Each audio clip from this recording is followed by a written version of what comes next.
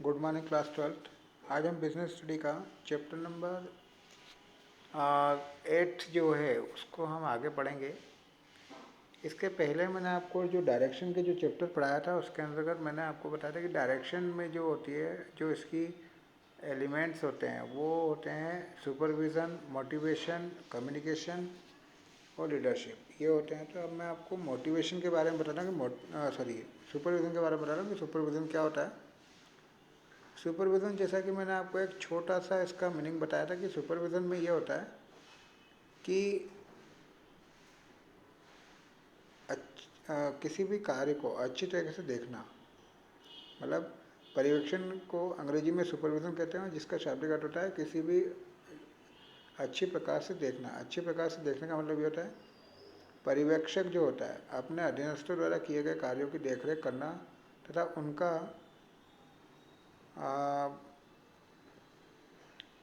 इसमें अधीनस्थों द्वारा संपन्न किए गए कार्यों की जांच पड़ताल की जाती है और उनकी समस्याओं को भी देखा जाता है। पर्यवेक्षण में कर्मचारी में अनुशासन स्थापित होता है।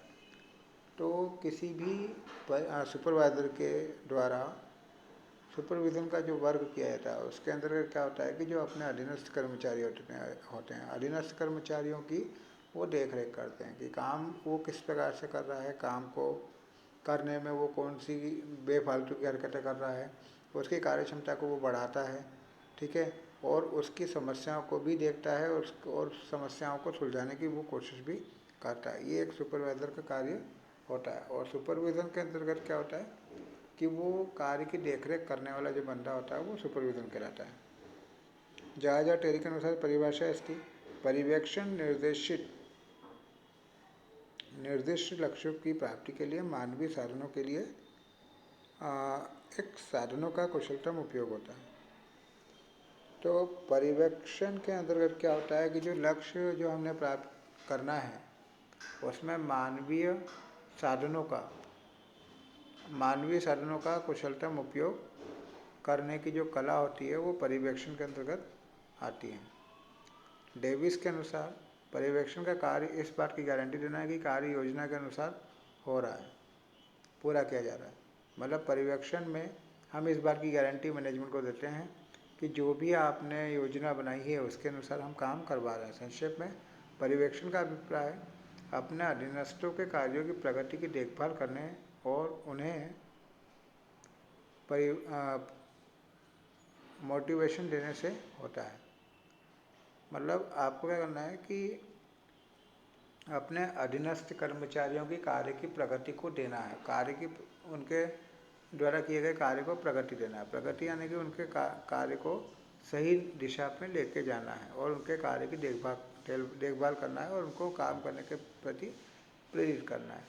तो ये सभी चीज़ें जो होती है पर्यवेक्षण के अंतर्गत होती है। कुल मिलाकर अगर अपने शब्दों में कहा जाए तो संस्था में किसी व्यक्ति के द्वारा अधीनस्थ कर्मचारियों के जब काम की देखरेख की जाती है और उन्हें काम के प्रति समझाया जाता है, उनके कार्य के प्रति उनके मन में किसी काम को लेकर उन्हें काम करने के लिए अभिप्रेरित किया जाता है, ठीक है, तो वो क्या कहलाता है, अभिप्रेरित किया जाता है और काम को सही दिशा में ले जाया जाता है। तो ये सारी चीज़ें जो हैं वो पर्यवेक्षण कहलाती है। पर्यवेक्षण की विशेषता यह प्रबंधन के तीनों स्तरों पर लागू होती है, इसलिए यह सार्वभौमिक प्रक्रिया होती है। पर्यवेक्षण प्रबंधन के निर्देशन कार्य का एक भाग होती है। यह निरंतर चलने वाली प्रक्रिया होती है। पर्यवेक्षण कार्य का प्रत्यक्ष होता है, अर्थात इसमें दोनों पक्षों प्रबंधन या अधिकारियों एवं अधीनस्थों के मध्य होता है। यह सुनिश्चित करता है कि कार्य वांछित गति से हो रहा है कि नहीं हो रहा है। पर्यवेक्षण का मुख्य उद्देश्य मानवीय साधनों का अनुकूलतम प्रयोग करना होता है। निम्न स्तरीय प्रबंधकों के लिए इसका विशेष महत्व है। तो इसकी विशेषता लेकर रखी है। इसके अंतर्गत ये बताया गया है कि पर्यवेक्षण जो होता है प्रबंधन के निर्देशन का एक भाग होता है, मतलब कि प्रबंधन का एक हिस्सा है जिसके अंतर्गत ये बताया जाता है कि आपको क्या करना है। प्रबंधन जो होता है वो सभी जगह लागू किया। प्रबंधन के तीनों स्तर पर जो पर्यवेक्षण जरूरी होता है, तीनों स्तरों पर ये लागू होता है और ये लगातार चलती रहती है प्रक्रिया। उसके बाद हम आगे बात करें।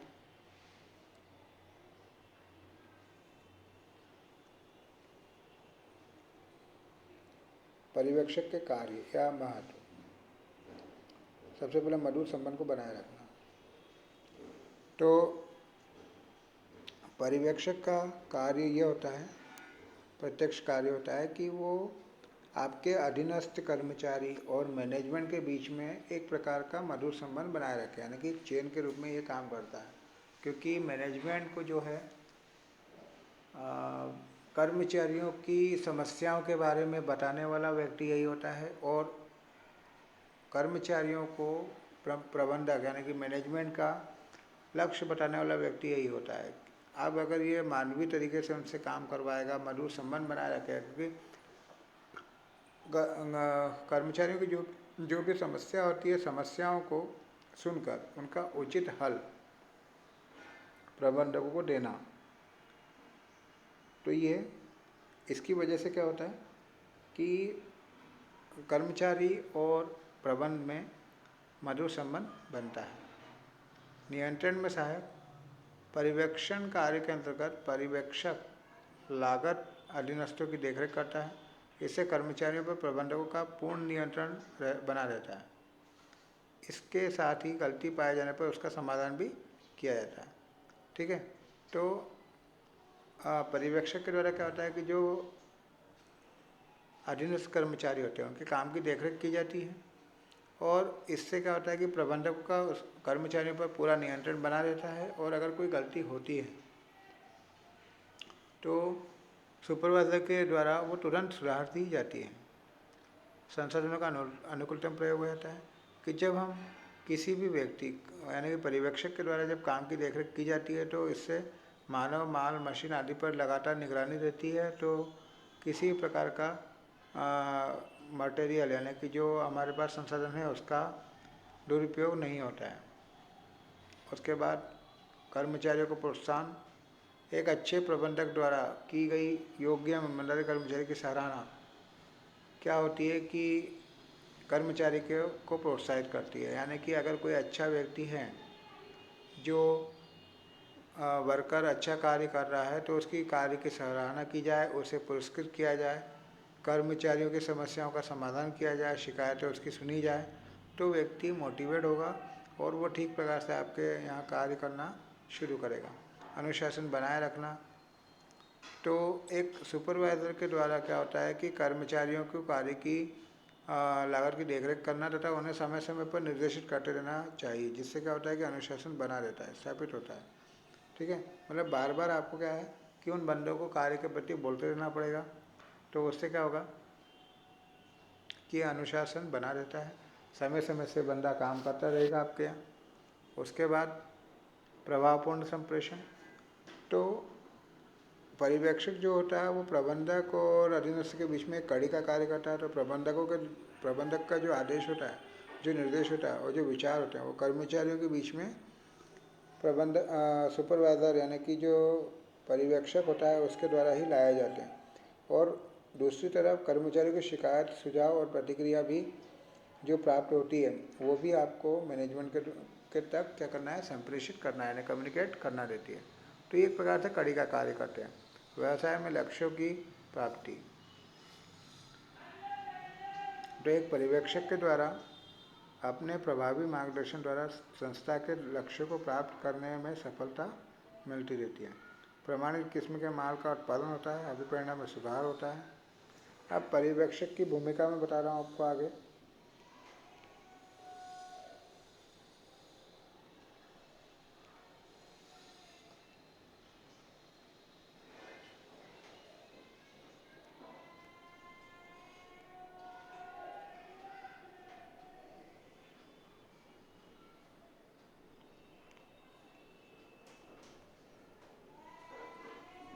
एक अच्छे पर्यवेक्षक के गुण। अब एक सुपरवाइज़र में कौन कौन से गुण होना चाहिए। सबसे पहले टेक्निकल नॉलेज होना चाहिए बंदे में। एक अच्छे पर्यवेक्षक में व्यवसाय, मशीन और उपकरणों आदि से संबंधित तकनीकी ज्ञान होना आवश्यक होता है ताकि वह आने वाली समस्याओं को दूर कर सके। ठीक है। तो एक टेक्निकल नॉलेज भी बंदे के पास होना चाहिए, जैसे कंप्यूटर नॉलेज, किसी भी मशीन के बारे में नॉलेज है उसके पास हो, इंग्लिश का नॉलेज हो, या सिक्स सेंस उसके पास होना चाहिए, ताकि और उसका व्यवहार भी जो है बढ़िया होना चाहिए लोगों के साथ, ताकि क्या है कि वो समस्याओं को दूर कर सके आसानी से। एक कुशल प्रशासक हो, यानी कि एक पर्यवेक्षक को अपने अधीनस्थों से कार्यों पर नियंत्रण रखना होना चाहिए। इन्हें आदेश देता है तो योजना बनाना है एवं उनका नेतृत्व करना है तथा अतः इसमें कुशल प्रशासक के गुण भी होना चाहिए, मतलब कि एडमिनिस्ट्रेटर के गुण उसके अंदर होना चाहिए कि आपको एक अपने कर्मचारी को आदेश देना है, योजना बनाना है और उनसे काम करवाना है, उनका लीडरशिप करना है। तो ये सारे गुण उसके अंदर होना आवश्यक हैं। अगर ये सारे गुण उसके अंदर रहते हैं तो वो ठीक प्रकार से कार्य करवा पाएगा। इम्पैक्ट